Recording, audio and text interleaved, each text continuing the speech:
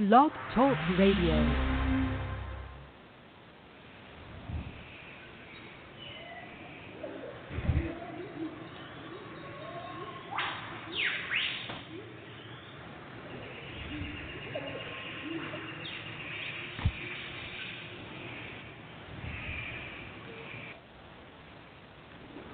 Hello, everyone. I'd like to welcome all of you back to Ohio Exopolitics. I'm your host, Mark Snyder.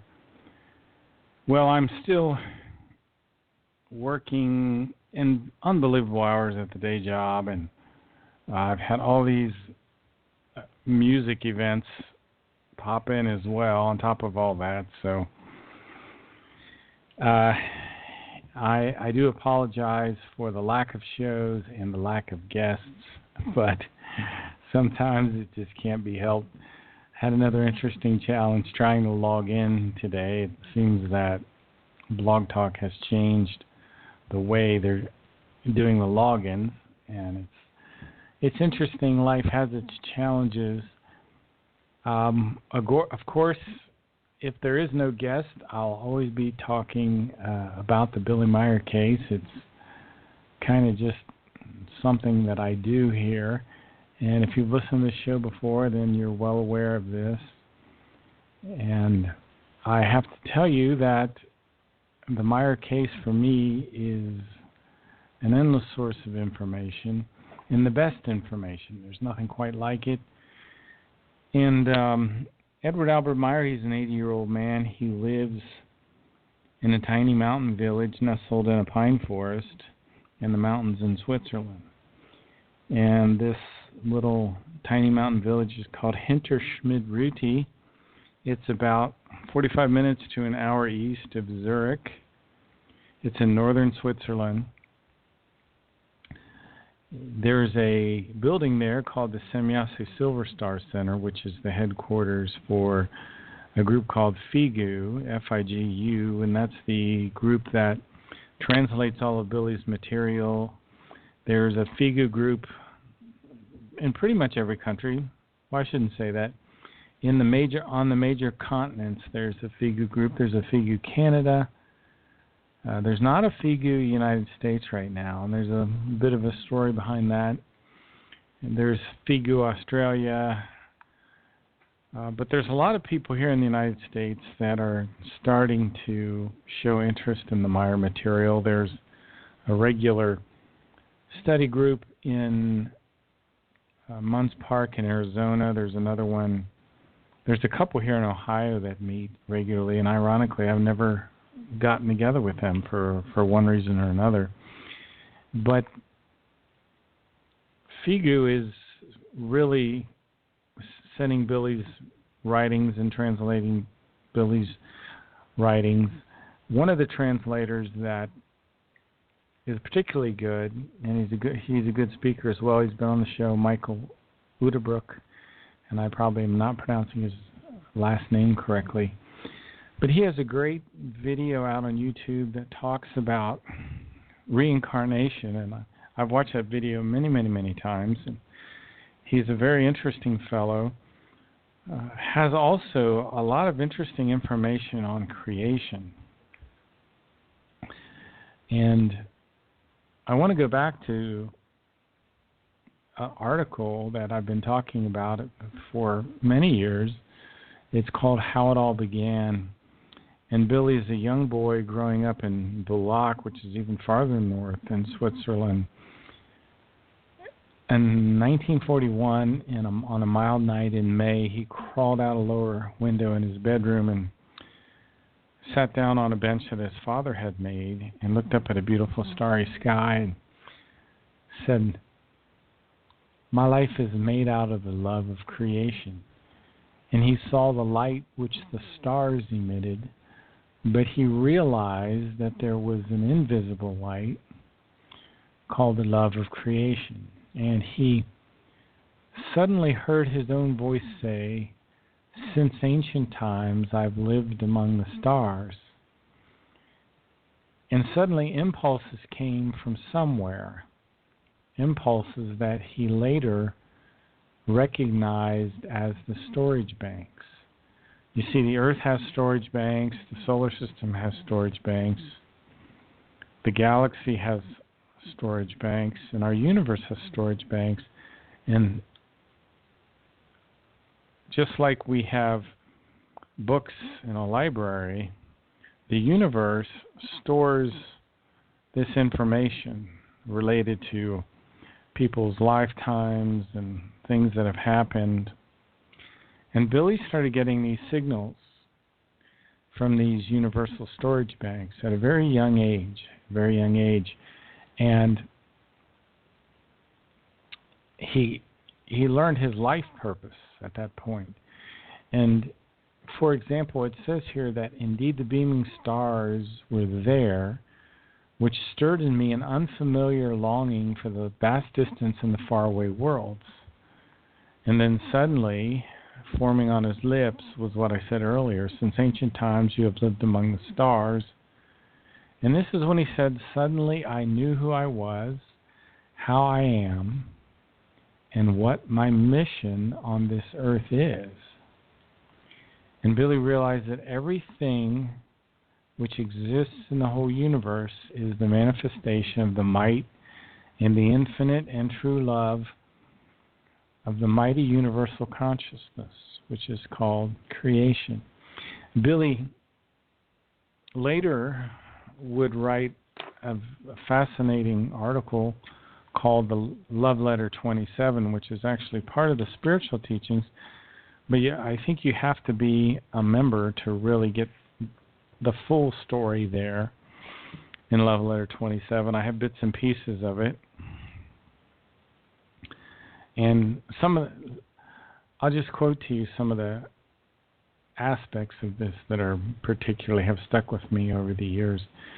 There's one line that says, love is the highest principle in all creation, and through it, everything exists in absolute logic. And the incredible splendor of nature is nothing more than the visible expression of the love of creation. And creation radiates love. Every tiny plant and every tiny animal fulfills its purpose in love. And Semyase in Contact Report 10 said that love and wisdom go together. And the creation and its laws are love and wisdom at the same time. And there's an interesting passage in the Goblet of Truth, which is entitled, What the Truth Knows to Say. And it goes on and it says, rivers, stones, plants, animals, bushes, trees, everything that crawls and flies on the earth is a life form with a spirit form. And these spirit forms are on a journey through time which involve many, many lifetimes. And death is just the passage into the world of pure spirit. And many of these creatures are connected by psychic vibrations. And if you go out into the forest, you can see the birds as they move on a dime in an instant together simultaneously. The same thing with schools of fish. And if you listen when you're in the forest, you can hear the crickets and the cicadas and the peepers and the frogs, and all these creatures communicate with one another because there is a oneness in the universe. And that's one of the main messages of the Meyer material, is that there is this incredible oneness to all things. And there's this very profound article that Billy has written called The Source of the Oneness of the Universe. And I started reading this last summer, and it's taken me only a year to start to really understand it and appreciate it. It says the whole universe is a oneness which flows through all things, all existence, and all life. In this oneness, the human being who has distinct needs is also integrated, whereupon the universal oneness also responds when he or she brings his or her words to expression. It responds to the positive thoughts and feelings and to the positive word pronounced. It indeed, in equally directed wise, consequently a positive reaction takes place. However, if the corresponding negative reaction takes place, and since the human being is a universal vision and connected to the oneness with everything, he or she works within a greater whole. It is for this reason announced for him/her based in the thoughts and the feelings and in the word to dwell only in that which is positive, equalized, affirmative, and optimistic, and to encompass and to include the source of oneness in this wise. And we've talked about the need for neutral positive thinking, and neutral positive thinking leads to good feelings, and good feelings lead to good habits, and good habits lead to good circumstances in your life. So you are the master of your own destiny. You are in control of your life through your thinking. Now the challenge is we have not only conscious thoughts, but we have unconscious thoughts. Now you're not always aware of your unconscious thoughts. The unconscious thoughts can be very destructive. And if you allow yourself to be steered by unconscious thoughts, sometimes the results can be very negative. Now, the interesting thing is that the unconscious mind is like a secretary. I would prefer the word gatekeeper because it's engaged first. For example, when you put your hand on a hot stove, you pull back quicker than your conscious mind even recognizes the pain, quicker than it takes you 2 or 3 seconds for the conscious mind even to realize, oh, I just put my hand on a hot stove. But by then the unconscious has already sent the message down to the hand to pull back. So the unconscious mind gets information in quick impulses. It responds first of all, and then it delegates to the body to do something. It delegates to the subconscious if there is something profound that needs the deep inner working of the subconscious. Or it goes straight up into the conscious mind. So there's much which goes on in the unconscious and in the subconscious. A lot of times we develop neural pathways of negative thinking that are based on negativity and the wrong point of view, and we get literally stuck in thought patterns that can be very, very destructive, that cycle around again and again and again. And we have to be careful when that happens and not let that happen, and continue to monitor your thoughts. Now, what I was reading about the creation and quoting from memory about the creation are thoughts that can generate neutral, positive, equalized thinking and help you get back into balance. One of the interesting things that Billy talks about in this article called How It All Began was this idea of your inner and innermost thoughts and how you determine truth. So let me read this to you as well.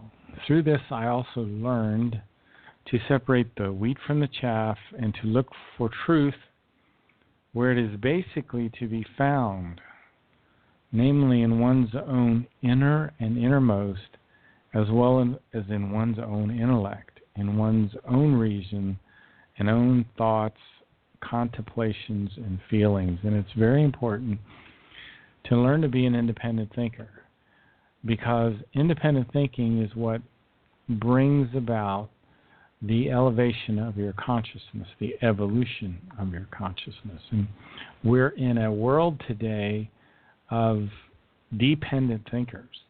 And it's very important that you become independent in your thinking in order not only to help yourself but to help others. Because this dependent thinking that the public has is a very, very negative thing. We need people that dream, people that have higher thinking, people that can come up with new ideas. You shouldn't be depending on others. But let me continue here. From this developed the recognition and the application of self-responsibility and the recognition and fulfillment of responsibility in regard to fellow human beings, the world of plants and animals, and in regard to life and the creational laws and recommendations.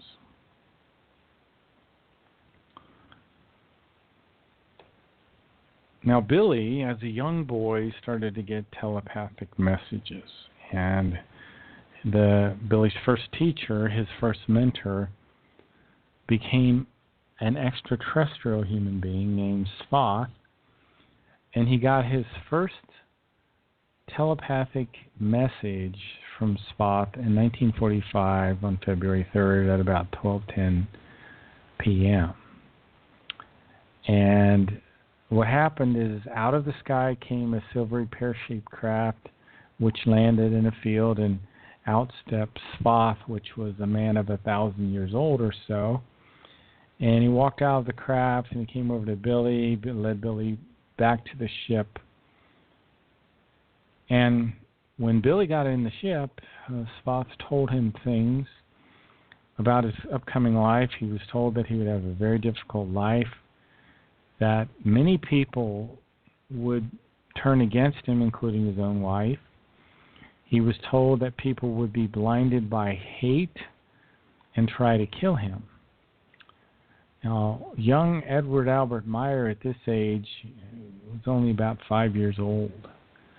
And Billy's words had a special vibration of inner power. They expressed a modesty and love for human beings. And even he had an inspirational ability. His nickname is Billy. His real name is Edward Albert Meyer. And Billy was told by Spoth to establish himself in the background because the people of the earth create idols for themselves. And Spoth told Billy not to go into the public too much, that others would come up and tell his story. And that what Billy's job was to write down this spiritual teaching, which would eventually transform the world. And its intention was to awaken the human race out of their sleep. Because we're kind of in a sleep, in a lack of awareness. We've been manipulated by religious teachings and by governments. But eventually, the teaching of this creational truth will become a worldwide movement. It will bring peace, love, freedom to the human beings of the world. And Billy was told that he would live a difficult life, that he would lose his left arm in a bus accident. Eventually, Billy was taught something called spiritual telepathy, which enabled Billy to pull information out of a plane, a spiritual plane, called Arahat Athrasata. Now, this place called Arahat Athrasata is the first level or first plane where pure spirit forms dwell. We go up through 5 stages of evolution. In these 5 stages of evolution, it takes about 40 to 60 million years or so, where we are reincarnating into a physical body, where we evolve in higher and higher consciousness levels. At the 6th stage, there's about a 35 to 40 million years in this stage of a half physical, half spiritual body. And then we go into this pure spirit plane called Arahat Athrasata. And then we spend like 2 to 3 billion years evolving in this spiritual plane. And what goes on in there, I really don't know yet. But that's what Arahat Athrasata is. So Billy, at a very young age, was taught how to pull information out of there. He was also told that it would be a time of great destruction was coming up, and that the Americans would start off this time of great destruction by destroying 2 Japanese cities, Hiroshima and Nagasaki, with atomic bombs.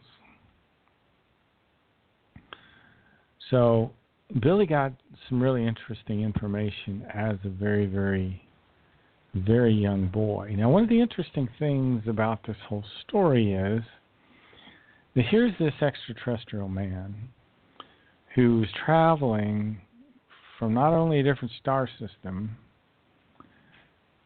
but a star system that wasn't even in our space-time configuration.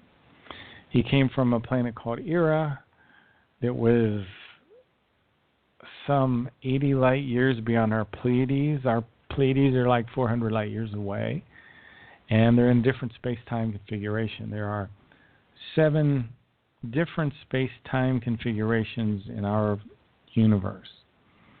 And in these different space-time configurations,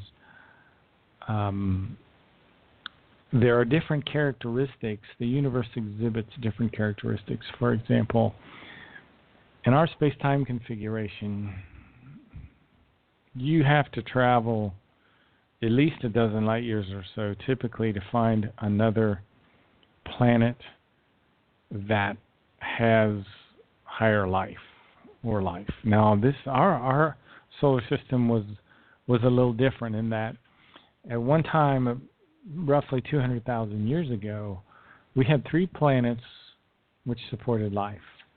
A planet called Melona, a planet called Mars, and a planet called Earth. But for example, in the Pleiadian space-time configuration, there are many, many planets with human life, and they're close together, and the idea of people being on different worlds is widely known and widely accepted. Now, I just kind of wanted to give you a little bit of an overview of how Svath's world is different. And they're about, I forget how many tens of thousands of years ahead of us in spiritual evolution. They haven't had a war in something like 20,000 years or something. It's an incredible amount of time. So they live at they keep their populations low, and they live in a world that is teeming with forests and life, and they live in a constant balance with nature. They only have about 530 or 540 million people on the world, and that's by design, and that's by the laws of nature, by the creational natural laws. And because they've done that, they have a world that's just fantastic. It's forests and trees everywhere, and they don't have roads on the surface of the planet. They have technology now, which we're really not that far from, where it becomes there's no reason to have roads anymore. You can literally fly wherever you want to go. And they don't have factories, not the way we do. They really don't do any kind of mining on their planet. They don't take ore out of the ground, oil. They keep the planet they live on a veritable paradise. And that's because they understand these creational natural laws. Now, what is happening on the Earth is we don't understand what we should keep our planet's human population at. We don't understand what the creation is. We don't understand the importance of striving. We don't realize the law of harmony and keep our thoughts in neutral positive state. So we're really destroying our world, and we don't even understand what we're doing. And we think it's normal. For example, what is Beijing, China? They have 50 lanes of traffic going one direction. I mean, can you imagine the absurdity of that? We are living in a time of absurdity. And if you, at least where I live, I drive an hour into work, and it's just a cornucopia of dead animals on the roads all over the place. because we don't take care of nature. We are what I call the planet of unnecessary death. And it's again because we don't honor these creational natural laws. We don't understand that love is the highest principle in all creation. For us, I think money is the highest principle. Anyway, and that's why we've had 7 incarnations of the Meyer spirit form.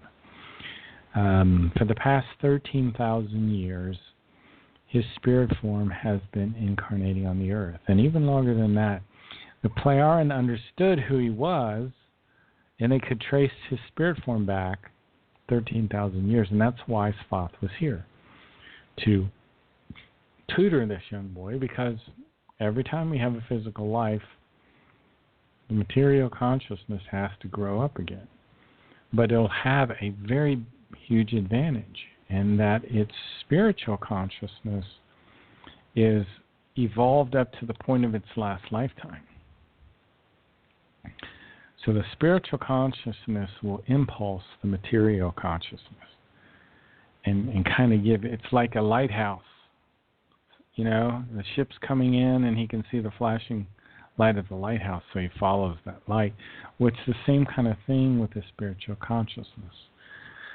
Now, Billy in his previous lives, and he's had more than just these 7, but these are the 7 prophets that he's been. He's been the person called Hanok, who we call Enoch. He's been a person known as Elijah, who we call Elijah. He's been a person called Yeziah, which we call Isaiah. He's been a person called Jeremiah, who we call Jeremiah. He's been someone called Emmanuel, who unfortunately, back around 1500, we invented the letter J. The letter J didn't exist in the ancient world. So that's why I mentioned Jeremiah instead of Jeremiah, and that's why I say Emmanuel instead of the person we call Jesus today. Well, he's also lived a previous life as Muhammad, and now is Edward Albert Meyer. Now, these Plejaren that met with Billy when he was a young boy, Svath met with him for 11 years and taught him many things. But in 1995, the Plejaren left the Earth. And that's when they revealed their true identity. Before that, they had allowed themselves to be called the Pleiadians. Back in 1985, there were bases in Asia, North America, and Switzerland, where there lived extraterrestrials. There were 2,862 extraterrestrial humans on the Earth at that time from 12 different races. They were on bases in Asia, North America, Switzerland. The base in Switzerland had been here for about 300 years. There was a group called the Hyperboreans who had been here for hundreds of thousands of years. You could almost think of them as Earth humans. They had a base in Mount Shasta, and you could see their golden-colored spacecraft sometimes coming out of the eastern slope of that mountain. They were a blonde people. They would seldom come out of their base inside this mountain, but sometimes they would. They would actually go down into the local villages and occasionally interact with Earth people. They had beam weapons. Sometimes it could be used to stun people in case, to defend themselves for various reasons. There's another extraterrestrial group called the Hasters that lived in a base in the North Atlantic for a while. The Hasters came from another galaxy. They didn't come here themselves. They were brought here by the Plejaren. They're only about 1,700 years ahead of us. The Hasters could literally interact with human beings without having too many ill effects. You see, A lot of these extraterrestrial groups, like the Plejaren, when they get evolved so high, they're negatively affected by our thought feelings, our vibrations, because we're still very young in terms of our spiritual evolution. Our spirit forms are about 4 million years old typically on the Earth. There are exceptions. There are older spirit forms on the Earth, but generally Earth humans are about 4 million years old. It's very young. Our thinking is still very unhealthy, and they can pick up, like the Plejaren can't be in our presence. That's why they have to wear protective gear around Earth humans. That's why their rules and regulations forbid them to have open contact with Earth humans because of the difference in our evolution. It would be bad for us. It would be bad for them.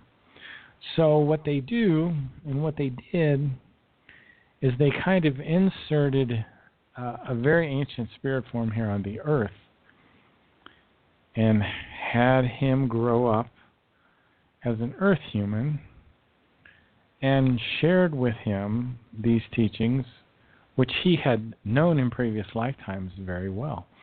In fact, in the later years, the Plejaren got better at tracing these spirit forms, and they realized that the spirit form of Edward Albert Meyer, his spiritual consciousness had incarnated as the man they know as an Ocodamian, who was their spiritual teacher.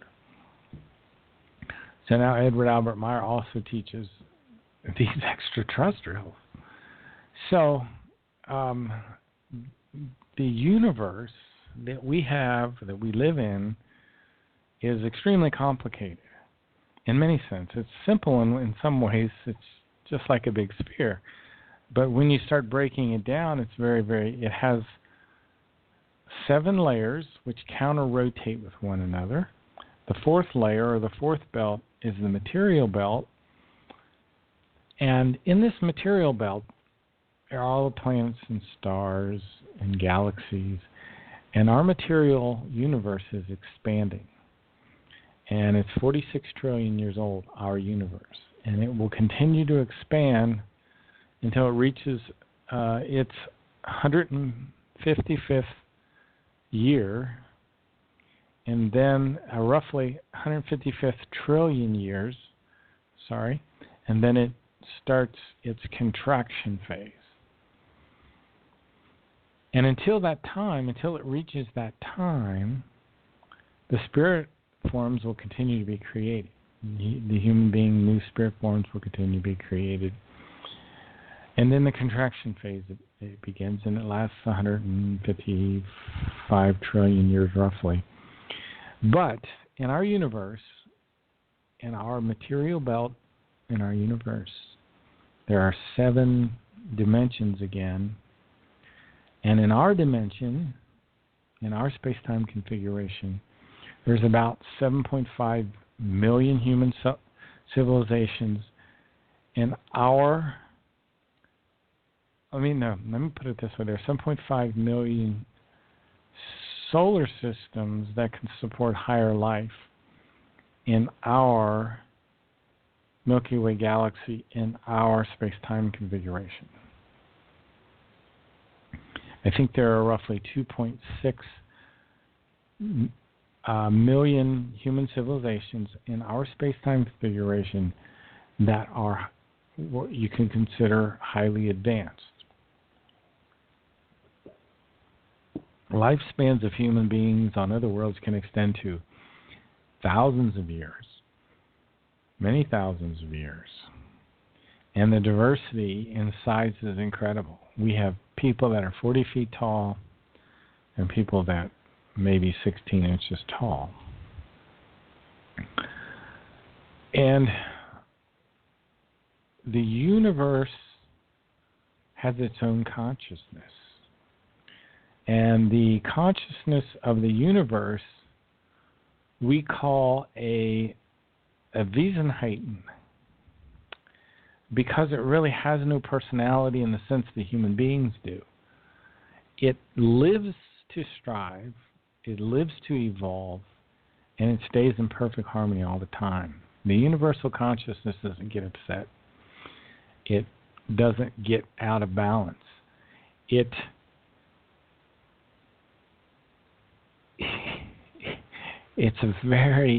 in many ways, it's more like the ocean or certain gases. It has something called a creation spirit energy. The creational spirit energy is interweaving throughout the entire universe. And the entire universe, the universal consciousness, is laced with this spiritual energy. And this spiritual energy has an intelligence of its own. But the intelligence is not like a human intelligence. This spiritual energy has the ability to bring forth life forms. And the spirit energy can be found in every life form, in microbes, in bacteria, in viruses, and other life forms, rocks, stone, sand, water. So your spirit energy is related to your spirit form, your Geist form, which is located in an area of your middle brain called the superior colliculus. And the superior colliculus is engaged whenever you move your eyesight. And the spirit form sends its energy that radiates throughout the entire body, causes the heart to beat. The spirit form comes out of the spirit realm. The spirit realm exists, you could think of it almost like an energy band around the planet. And the spirit form comes into the body of the child at 21 days. It enters into the middle brain and brings with it your consciousness, your material consciousness. The material consciousness is new with each lifetime. The spiritual consciousness is the same spiritual consciousness you've had for the past 4 million years, if you're a typical Earth human. Now, we do not typically remember our previous lives, and this is to cut down on the confusion and allow us to focus on the current circumstances that we're faced with. Because the current circumstances that you're faced with are the most important thing, because it's what you have to deal with in terms of the might of your own thoughts. You have to deal with the current circumstances that you're faced with. And part of dealing with the current circumstances that you're faced with is dealing with your weaknesses and your negative thinking. And this is one of the most down-to-earth little bits of information from the Meyer material that jumped off page 176 of the Might of Thoughts the other day. It says, but human beings who do not overcome their weaknesses and do not free themselves from the contents of all their negative and destructive thoughts remain weak, wretched, and miserable, because their refusal to raise those thoughts brings increasing inner and outer unfreedom, which finally ends in affliction, listen to this, illness, and ruin. So one thing you'll notice is that when your thoughts get wrong and negative, you will feel trapped. You will not have a sense of freedom. So there are two things you've got to do. You've got to overcome your weakness, whatever it is, and then you've got to free yourself from your negative and destructive thoughts, which will take away all your freedom. It is the nature of the thoughts that by means of their might alone, every conceivable thing can be brought to fruition.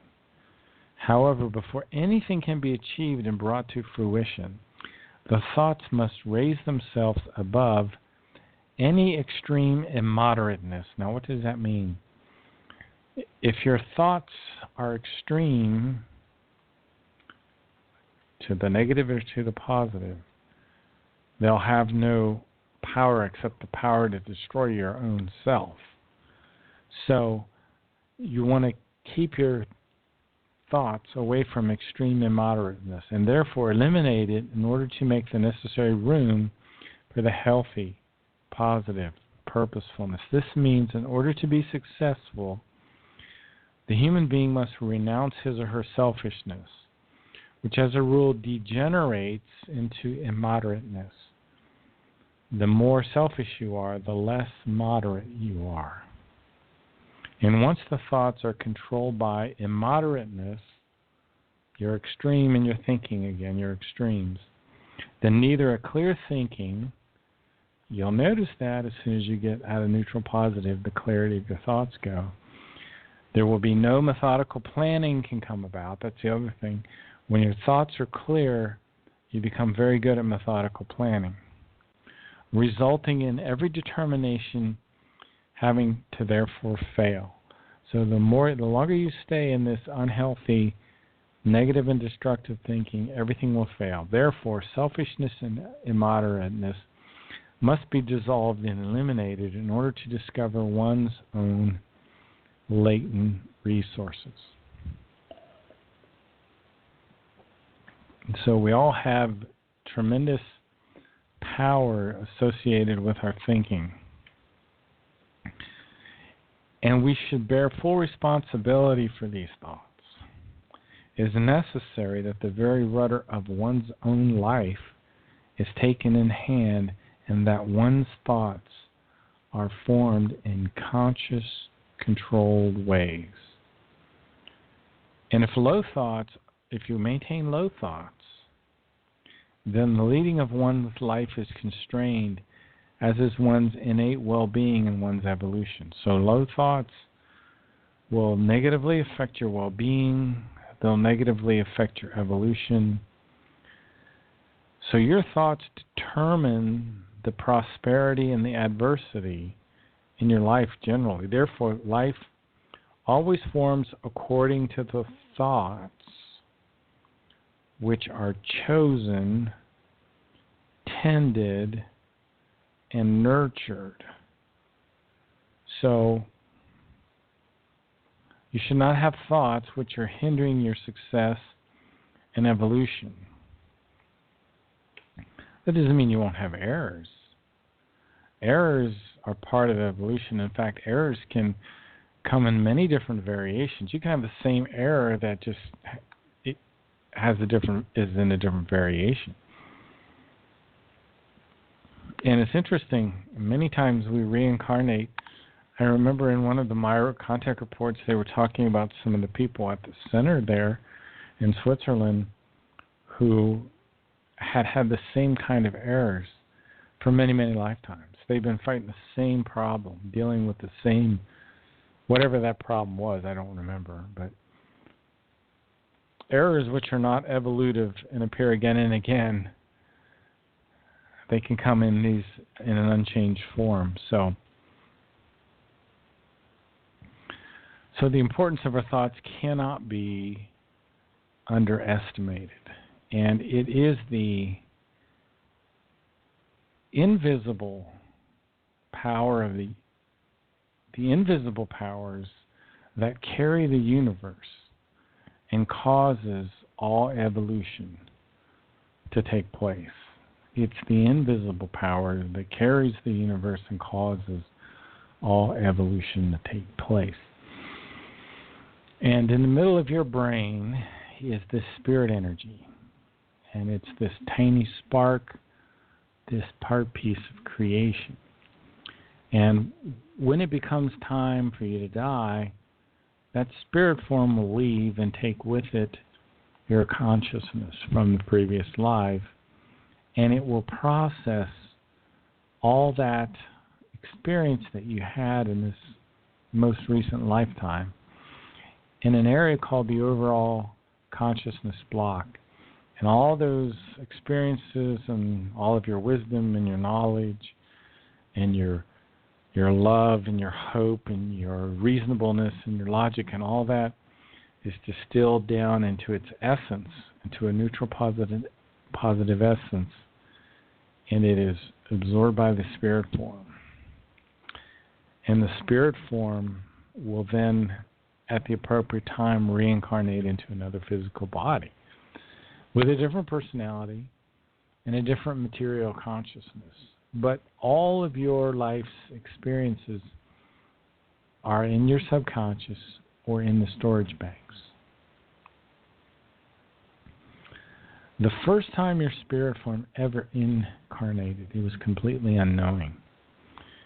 And it's only through all these lifetimes. The goal of the spirit is to collect wisdom, love, and knowledge through countless reincarnations, and eventually to merge back with creation. That is our purpose of all of these reincarnations. Now, just to remind you kind of where we are in history and what's going on around us, the year 2020 is very, very soon, and that's the possible date of the beginning, what I call the beginning of the collapse of the United States. I hope that this still will not happen, but on his great trip in 1975,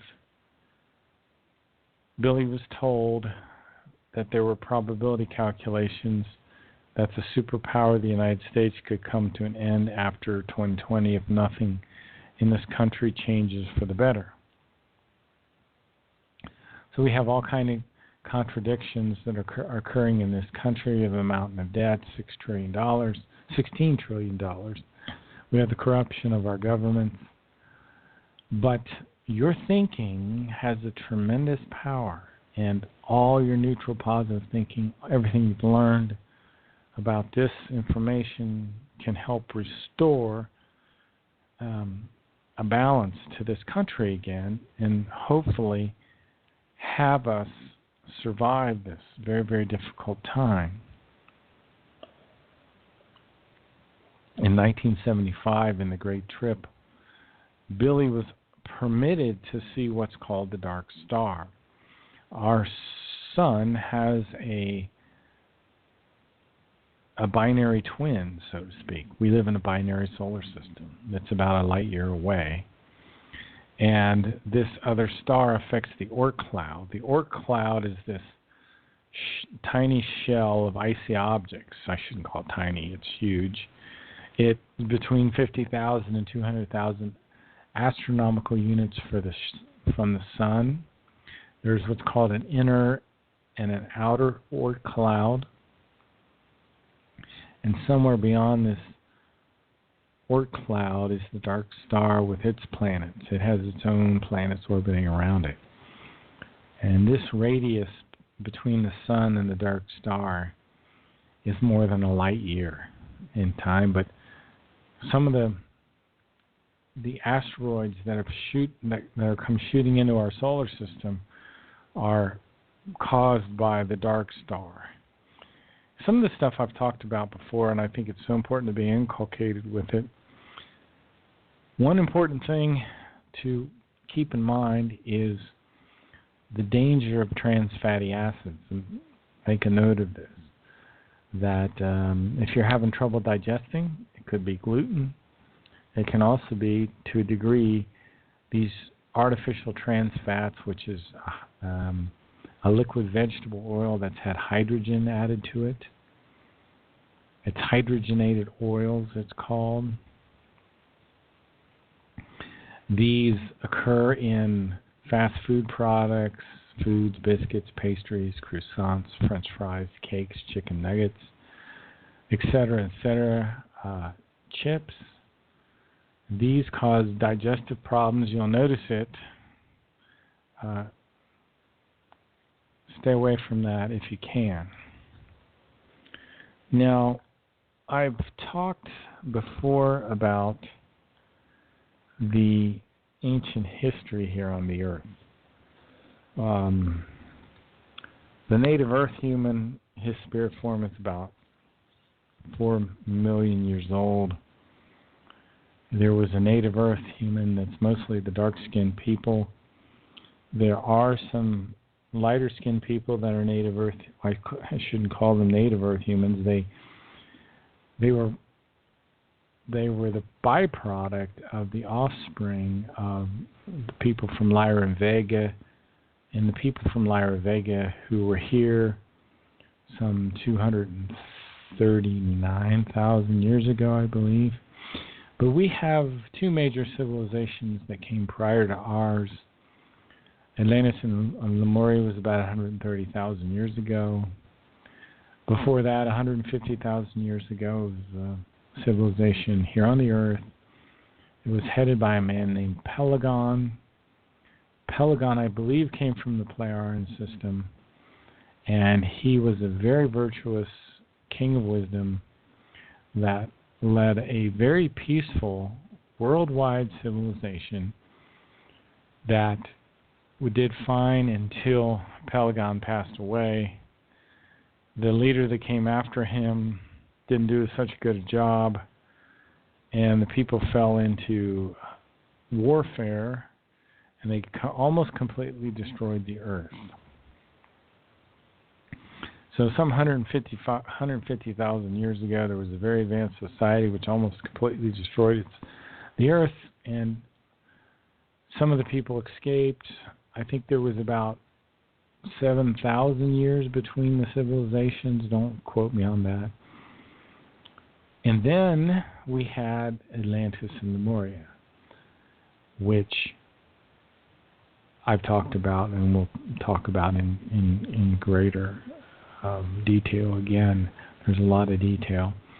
Eventually, that society destroyed itself and almost completely destroyed the planet when an asteroid was brought back to the Earth and smashed into Atlantis. By this time, Mu had already been destroyed by the Atlanteans. So the Earth was knocked off its axis. Some of the remaining Atlanteans, the remaining people from Mu, Lemuria, went underground. Mu had two underground cities, Agartha Alpha and Agartha Beta, where the blue-skinned people lived. And Billy had visited there back when he was younger. And there's a city called Shigatse, which is called the gateway to Mount Everest. Well, under Shigatse is a city controlled by a race of blue people called the Sons of the Sun, which have a tendency towards world domination. This is one of the things that the Meyer contact reports really can't elaborate on for various reasons. So this is kind of important information to fill in the dots of what's going on the Earth. There was a group of what I call I don't know what you would call them. They were people that came back to the Earth after the fall of Atlantis and Lemuria. They set themselves up underneath the Giza Plateau. The Meyer information refers to it as the Giza intelligences. And they had a lineage of very brutal dictators, one of which was called Arasane. He was about 3 or 4 people down this long line of ruthless extraterrestrials who claimed to be the creator of the universe. Arasane went far below the Giza Plateau in these old cubicle constructions, which were about 73,000 years old. And they eventually, this Giza intelligence group, many centuries later, were still trying to influence people like Hitler through some of his secret societies. But this is kind of the untold history of the Earth and how we ended up where we are and what the true history and true story of the Earth people are. Remember one thing, you have to learn to control your thinking, because controlling your thinking determines your success or failure in the current lifetime. You have the power to control your thinking. You need to learn to have neutral, positive thoughts. Our consciousness is like a garden. And if you identify the weeds and pluck them out right away, your garden's going to grow very, very well. And you're going to have flourishing thoughts that will bring you happiness. If you allow the negative thoughts to creep in and the weeds to come back, then you're going to remain weak and miserable and wretched. But it doesn't have to be that way. You have the ability, the power to control your own thoughts. Good thoughts lead to good feelings. Good feelings lead to good habits. And good habits lead to good circumstances in your life. You have the power to control the circumstances of your life. You have the power to take control of your destiny. There really aren't any limitations on you, other than the limitations you put on yourself. So keep evaluating your thoughts, keep them neutral, positive, and learn the tremendous ability that you have to influence what happens in your life. Well, I hope you've enjoyed the show. You've been listening to Ohio Exopolitics, and I'm your host, Mark Snyder, and we'll see you soon. Have a good day.